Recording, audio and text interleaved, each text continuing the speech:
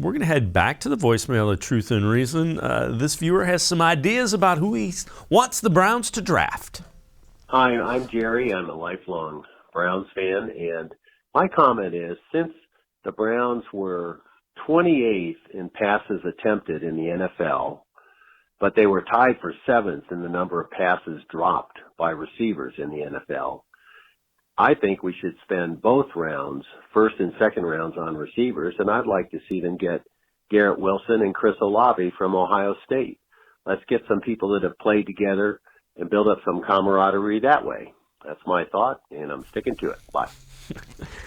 All right. Appreciate all of the voicemails, and keep voicemailing us.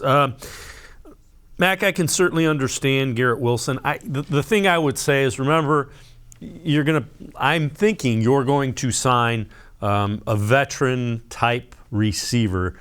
And I'm not saying you shouldn't take a couple in the draft. I wouldn't go 1 and 2. There are too many other needs. And I just don't think the way the Browns value the passing game and the wide receiver position, I don't think they're spending 2.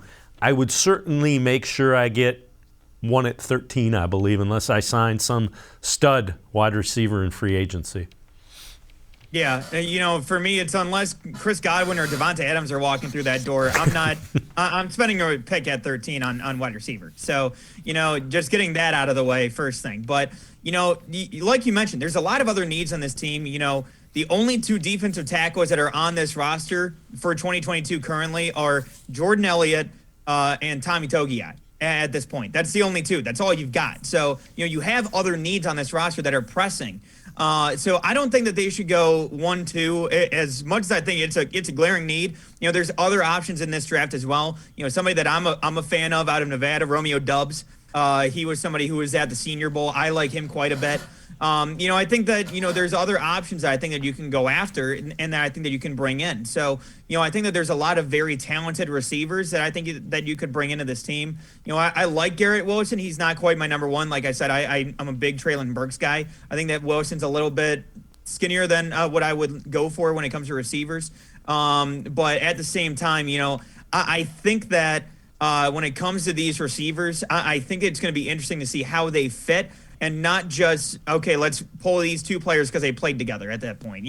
I know you want the camaraderie, but at the same time, just because they played together in college doesn't mean that they'll fit together well in the NFL. And that's where I think that you need to look at, again, skill sets, how they fit in the offense, and building the team out from there. And that's where, again, I look at free agency as a way to supplement, that receiving core. It's where you get guys that, you don't really have that kind of a skill set, Even somebody, and again, depending on the price ranges, this is kind of just putting that out there first. But, I think that looking at somebody like a Michael Gallup who could stretch the field in that sense, that's something that I think that I looked at on this roster because you don't really have somebody who can be that field stretcher on this team. But it's looking at the different skill sets more than anything.